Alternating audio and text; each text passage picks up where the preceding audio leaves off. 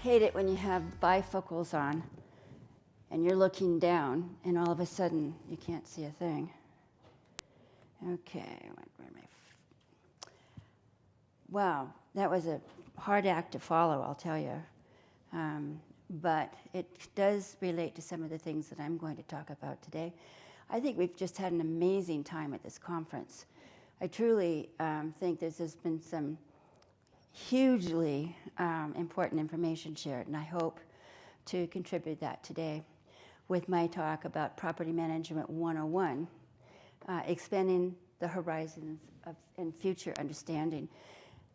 This is definitely Property Management 101, not advanced, but I'm perfectly willing to answer any questions you have along the way. Property management was born when the first property owner decided to rent that property to someone else in return for payment, which could have been anything. And back in the day, it could have been money or food. It could have been for work or barter of some kind. But the demand for housing has been constant ever since then. That makes investment in housing a potentially valuable and profitable venture. Whether you invest in commercial property or residential property, your property management style can determine the success of that investment. As well as all businesses, you have to run it or hire someone to run it for you. And it does not guarantee that you're going to make a profit. It takes skill and know-how to be successful at owning and profiting from any kind of rental property. The investor has to buy right. We just heard that. Management has to be effective and efficient, and you even need to be able or understand how to leverage that investment holding so that you can grow your holdings. But the actual workings of property management is different in different parts of the world. The way property management is done depends on who owns the property and how it's used. Way back when, land used to be held by monarchies and rulers of that land.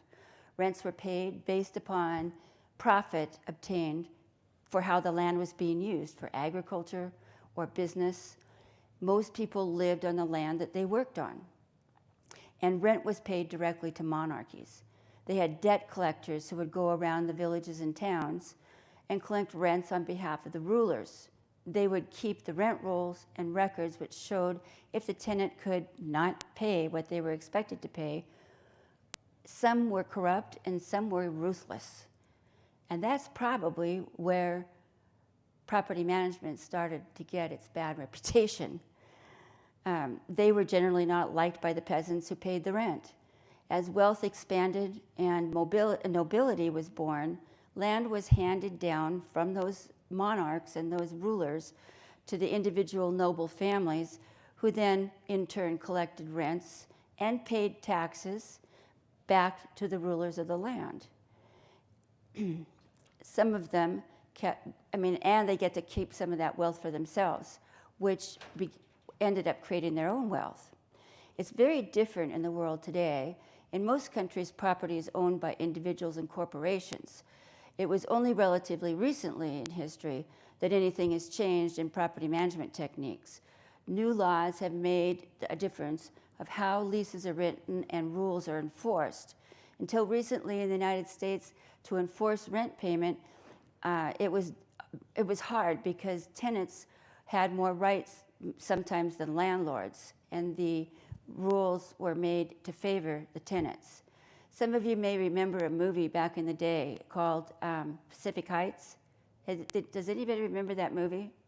Yeah. Well, that's where a tenant stayed in residence for years and didn't collect the rent, couldn't collect the rent, and they couldn't get the tenant out. That movie became so disturbing that it actually was an impetus for changing some of the laws and governing how rent payment enforcement is done, making it easier for the landlord to evict non-paying tenants. That was a very helpful change, especially from the landowner's point of view. Other countries handle this issue differently, though. Some countries are required to pay a whole year's rent up front before the property is turned over for their use. In other countries, the land is still owned by sovereigns or the state, and people pay rent according, again, to the value of what the property can bring in terms of profit from a business, and whether it's for living or working. Failure to pay that rent results in denial for that to the use of the tenant. In today's era of technology, the biggest change in property management has been the development of software that's specifically designed to handle the complex and repetitive tasks required for successful property management. The software needs to be able to adapt to the rules and laws, as well as the cultural differences where the subscriber or the user and their tenants live.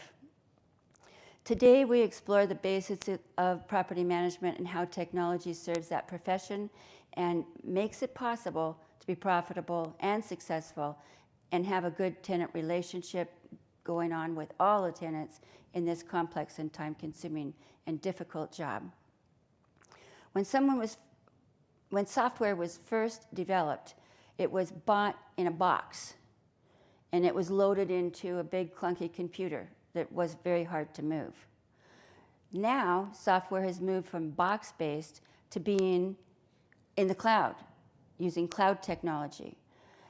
And that does specific things like provide a way for people to access their software product anywhere in the world that has an internet connection. There are softwares that do specific things. We heard about some of them here in the last talk. There are softwares that open doors remotely for tenants, so they can go in and view a property without having to have an agent go with them. And if any of you heard the gal was up here the other day talking about her 38 or taking a Glock with her, it's because they're doing that because there have been so many attacks on property management people when they're showing properties. There's a standalone software that does only tenant screening. There's a standalone software, and there are payment apps that allow a tenant to log in and pay their landlord, like through Stripe. But none of those software platforms are hooked together in any kind of organized way or have any kind of cohesiveness.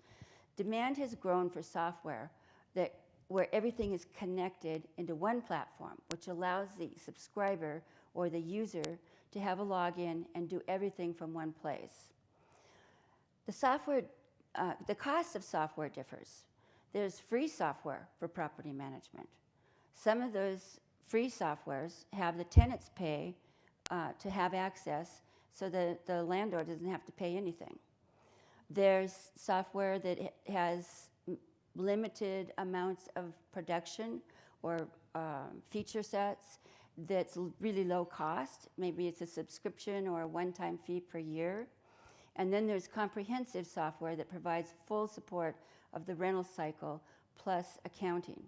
Most serious landlords who use software are choosing those latter types. No matter what you decide to use to assist your business, the amount of time that a good software can save a landlord or property manager is amazing if it's well designed and comprehensive.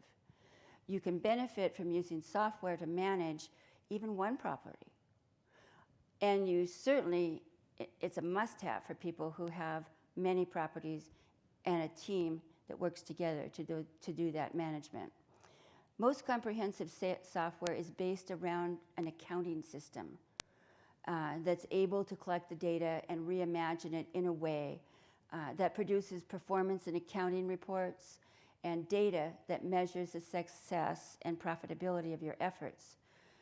Good software will allow you to forecast as well as budget to ensure success of your investment, whether you manage your own properties or have a property management company manage them for you. Good software is easy to learn and use. Maybe some of you have seen situations or heard of situations where people need to be trained on software and maybe takes up to 6 or 3 months of training before they're able to use that software.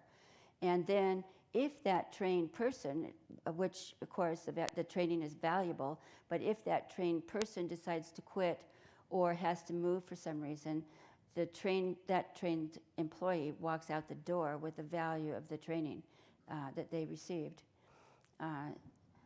So it's important that when you're looking for a software that's comprehensive, it's reasonably priced, but it's also easy to learn and use. Some software, let's see, I've got to get this tuner here. Some software has come so far that if someone can, well, let me start that again. Actually, software has come so far that if you can think it, it can be developed into a software that automates it. I just watched my daughter who showed me a software that she created to automate a thought process. She had a staff of clinic workers in a healthcare staff, and they couldn't find software to automate the development and functioning for when that software staff needed to adapt to the COVID pandemic. She explained that there just wasn't anything out there. And so she created it out of Google Drive and some spreadsheets that were interactive spreadsheets. And they were able to use that automated software to automate their processes and organize their tasks. That's exactly what property management software does for the property managers. The difference is, luckily, property management software is pretty easy to find. Okay. Historically, Rent Week has been the worst week of the month for people managing properties. It's stressful for both the tenants and the managers. This slide is a comparison of how we used to do property management before software. And my property management experience is from back in the day when there weren't even computers. So this is what we used to go through every month. This slide is the comparison of what we're doing then and what we're doing now. In the past, it was always a hassle with people paying rent in different ways, checks, money orders, cash, and all of these tenants needed to have handwritten receipts for proof of payment. Some came to the property manager to pay, some mailed their rents in, and some tenants made the property manager go to their place where they were living and collect the rents, and often they wouldn't even be there. So you'd have to go multiple times. Then the payments needed to be booked into a ledger. They needed to be stamped, deposits slips filled out, and then there were multiple trips to the bank. It was all hands on deck, and it took the whole staff to get through that week. And almost always there's a lot of tension. But with automated software, rent collection payments are made into the tenant portal. They're sent electronically for settlement, and all the accounting is done. It's automated. And that frenzied time is all changed now. The property manager logs into the software. They look at their rent roll. They take a look at the list of unpaid or late payments of rents, and that's it. And everything is done. The tenant understands that they have to pay the rent through the software portal. They can see the proof of the tenant portal with the payment record and run an account history, which makes it a way better tenant relationship with the landlord, because everybody knows what's been done and there's no questions to be asked. No physical work is required of the management team, and the manager who subscribes to software with automated rent collection relieves all of that stress from the tenant and from the staff. To be successful and profitable in this business, you need to know your costs, and you need to set your prices at market competitive amounts. Those of you who work for large property management companies probably have access to see what comps are for your area, especially if you're in the residential real estate.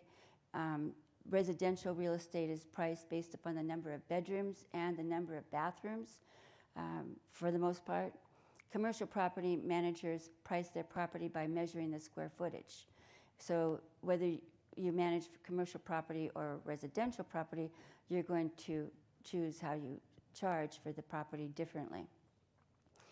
Then, depending on the type of lease you have, in a commercial rental situation, tenants also pay additional fees, like part of the property tax, part of the insurance, and part of the common area maintenance cost, depending on whether, on how many square feet are being rented. Those are called common area maintenance or CAM charges. So now we're going to go actually into a rental cycle. They said that there's a lazy, there it is. The first thing that has to happen is that we buy the property and you take control of it. You just heard the whole process there, so I'm not going to go through it again. Once you have control of the property, then you decide what your business, you've got your business model. Some people are buying flippers. They still need software to be able to manage the cost, tracking the costs. Sometimes they may not even buy that property, but they still have costs in their due diligence process. And so it's nice to have a ledger that is automated and organized so that you can track those costs.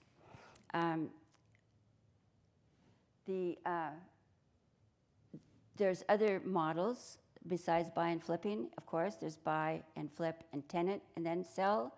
There's buy, flip, hold for a year, then sell to reduce your property taxes, buy, flip, hold, and hold for long term with a tenant in it. And so whatever your business model is here is going to differ with what this rental cycle is. But basically, if you're going to buy and have a tenant come into it, you want to then start the advertising. Oops.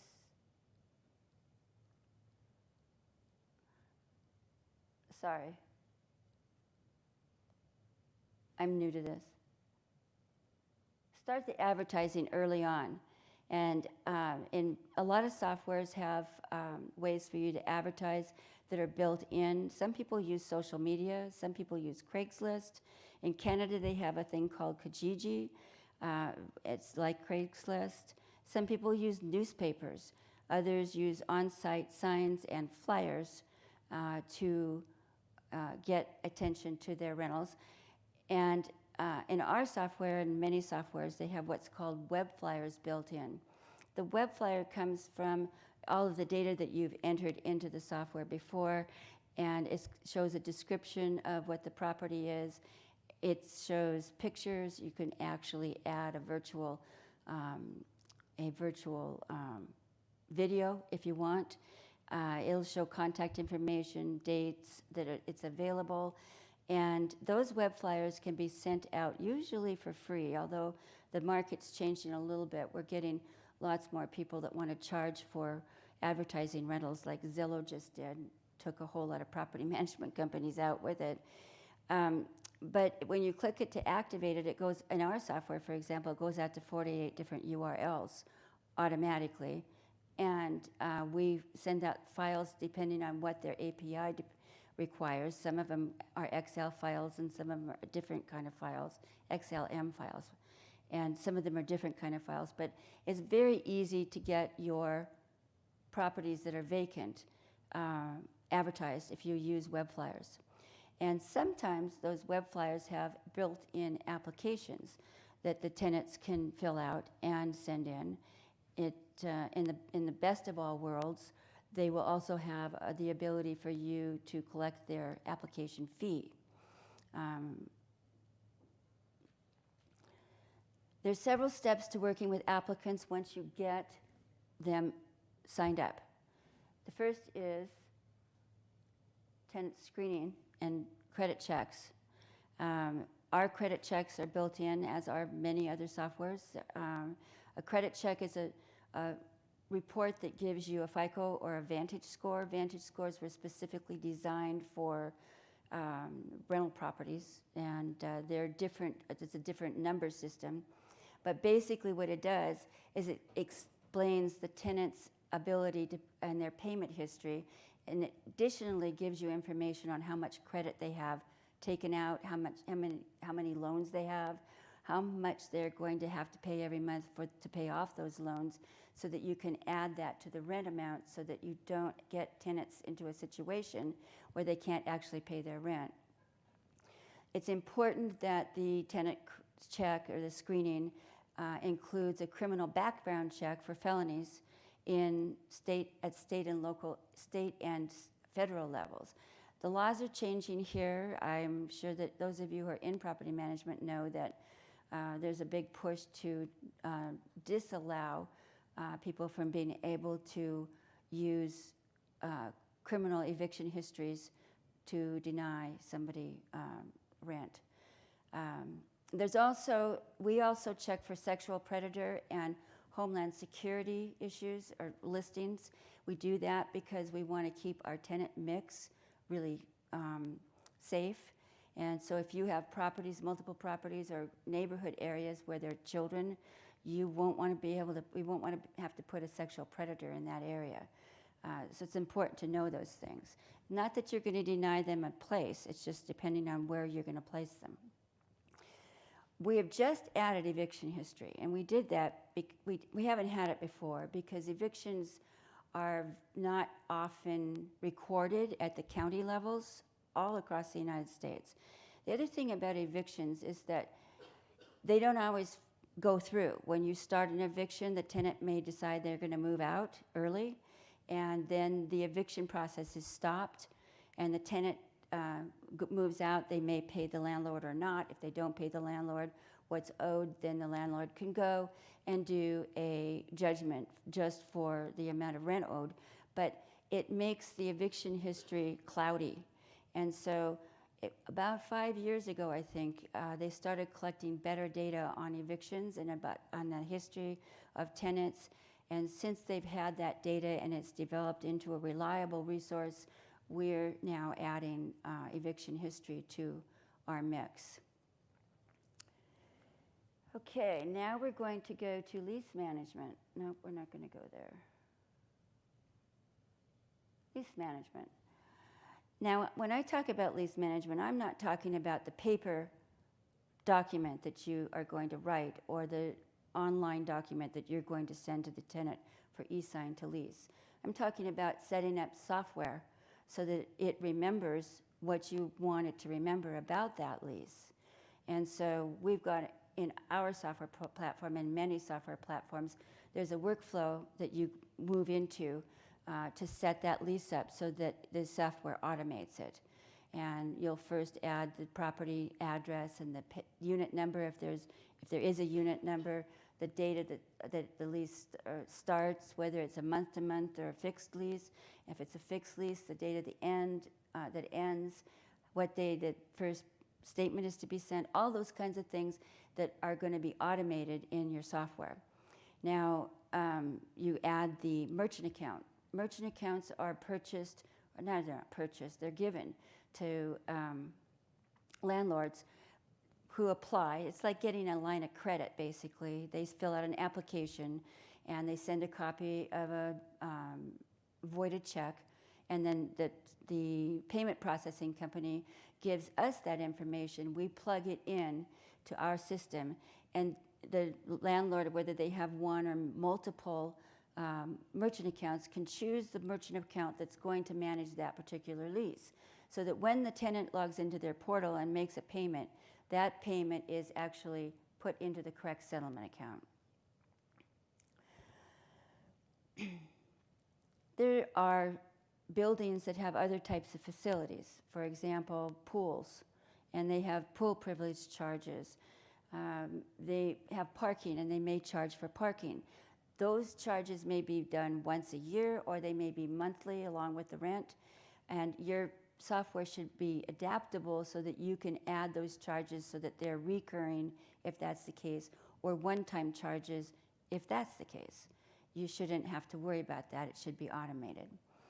There are also systems that are places that have amazing facilities like meeting rooms and party facilities. In my perfect world, if the tenant wants to rent a party facility or a meeting room, that should be automated in the system. They should be able to click on a button and reserve those rooms for the time that they want, and then the charge is automatically added in the software so nobody has to attend to it. And it's added onto a calendar, and it's the perfect scenario. So if you manage commercial properties, you should be able to backload lease agreements. What's a backloaded lease agreement? How many know what a backloaded lease agreement is? Yeah, okay. You're probably managing commercial properties. Backload means that when the commercial tenant moves in, they're not going to pay rent for a few months because they're probably starting a new business, or they're coming into an area where they don't have any customers yet. So that the landlord agrees to forego the first few months of lease payments and add them to the back end of the lease. And that helps the person develop their business and get to a point where they can pay rent. And so what we want in our software is the ability for that software to average out the lease payments or the rent payments on an increasing basis over time that helps that tenant be able to make their payments early on.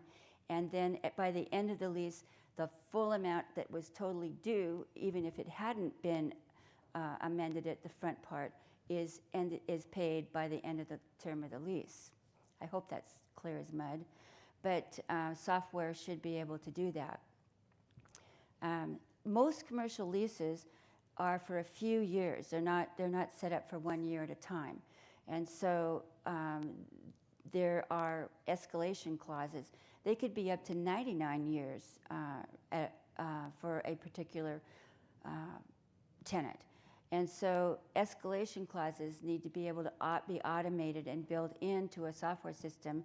Escalation clauses is where the lease increases every year by a certain percentage or a flat amount.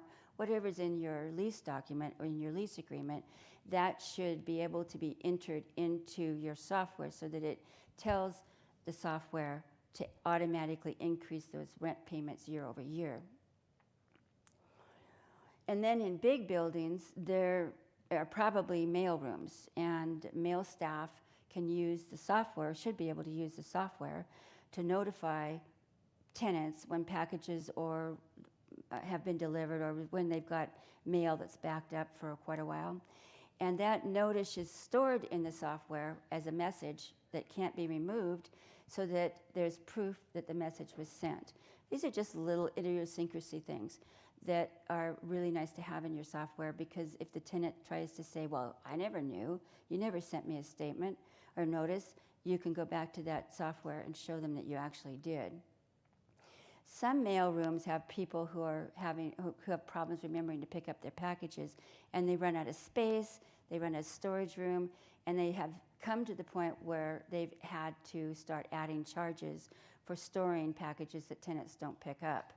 And so, and again, in a perfect world, when the software should allow you to be able to push a button and add that charge to the following statement, and it should be automated. Okay. Now, we've already talked a little bit about rent collection, so we're not going to cover that again. But using software, a tenant will want to have options to pay with either a credit card or a bank account. There are tenants who don't have any bank accounts, and we just heard about some of the options that are going to probably come into play with Bitcoin for people who want to pay their rents through using not Bitcoin, but any kind of cryptocurrency. People who don't have bank accounts sometimes want to pay cash or with money orders, and there's a cash option system that has been created that we have and many other softwares have, where a QR code is sent to the tenant, and they take that QR code to a local convenience store that has a reader for the QR codes, and they make their payment in cash. That way it's collected into the software. The payment counting is automated still, and the payment is sent through to the payment processor and deposited into the subscriber's account. It's pretty amazing technology, really, and it's a good thing that payments processing has come to that. There are other people who will want to use a prepaid debit card or a wallet, and those technologies are now available. The payment industry in some cases has come into the present with this type of technology, and it's really helping the real estate rental industry.